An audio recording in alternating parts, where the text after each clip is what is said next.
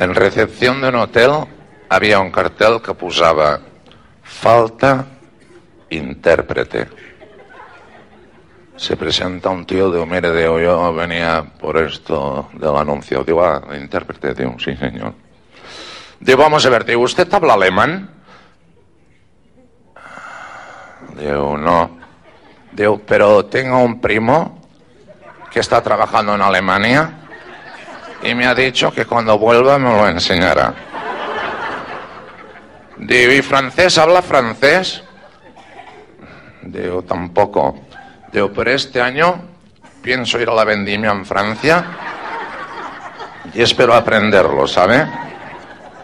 Digo, ¿y de inglés cómo está de inglés? Digo, no tengo ni idea. Digo, entonces, ¿qué coño hace usted aquí? Digo, no, yo venía a decirles que de momento no cuenten conmigo, ¿sabe?